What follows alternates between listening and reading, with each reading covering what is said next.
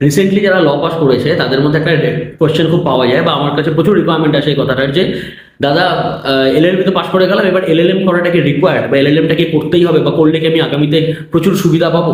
দেখুন, আমি যতটুকু বুঝি এরকম কোনো ব্যাপার নেই। এলএলএমটা আপনার required for the purpose of academic line. এবার আপনি কোন লাইনে যেতে যাচ্ছেন? আফটার কমপ্লিটিং ইউর এলএলবি আপনার কাছে প্রচুর লাইন আছে, অনেক রাস্তা খুলে যায় এলএলবির পরে। আপনি জুডিশিয়ারিতে যেতে পারেন, আপনি ব্যাংকিং সেক্টরে যেতে পারেন, আপনি কর্পোরেটে যেতে পারেন, আপনি গভর্নমেন্টের প্রচুর এক্সাম হয় লিগাল সার্ভিসের উপরে, সেই এক্সামগুলো দিয়ে সেখানে চাকরি করতে পারেন, বা আপনি লিটিগেশনে আসতে পারেন। এবার একমাত্র একাডেমিক পারপাস সে যদি আপনি আগাতে চাচ্ছেন, যে আপনি অ্যাজ আ টিচার হিসাবে আগাতে চান, এডুকেটর হিসাবে আগাতে চাচ্ছেন, বা আপনি স্কলার হতে চাচ্ছেন, আপনি এই এই একাডেমিক লাইনে আসতে চাচ্ছেন, রিসার্চের উপরে কাজ করতে চাচ্ছেন, ল এর উপরে, সেই ক্ষেত্রে আপনার LLM is very much required. তার মানে এটা কি?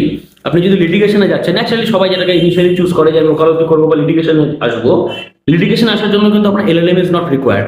আপনি সুপ্রিম কোর্ট অব্দি কেস করে আসেন, সুপ্রিম কোর্টে গিয়ে আপনি ওকালতি করে আসেন, তবুও আপনার এলএলএম ইজ নট রিকোয়ার্ড। সেখানে একটা পাতি এলএলবি থাকলেই হয়ে যায়। কিন্তু তার সাথে আপনার এআইবি পাস করতে হবে, এআইবি সিওপি থাকতে হবে, এগুলো তো বেসিক জিনিস।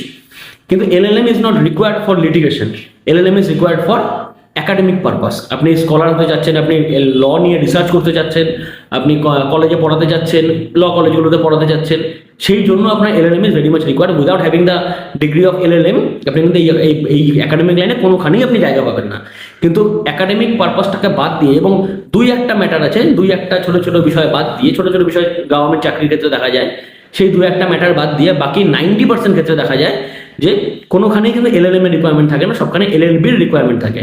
তো যদি আপনি একাডেমিক লাইনে যেতে যাচ্ছেন, তাহলে অবশ্যই এলএলএম ইজ রিকোয়ার্ড। আপনি ভালো জায়গা থেকে চেষ্টা করুন এলএলএমটা করার, বা যে কোনো ঠিকঠাক ইউনিভার্সিটি থেকে আপনি এলএলএমটা করুন, যেটা recognise by the Bar Council of India. সেই এলএলএম আপনার সব জায়গায় অ্যাপ্লিকেবল হবে, পুরো ভারতবর্ষে আপনি যে কোনো একাডেমিক লাইনে এই এলএলএমটাকে আপনি ইউজ করতে পারেন।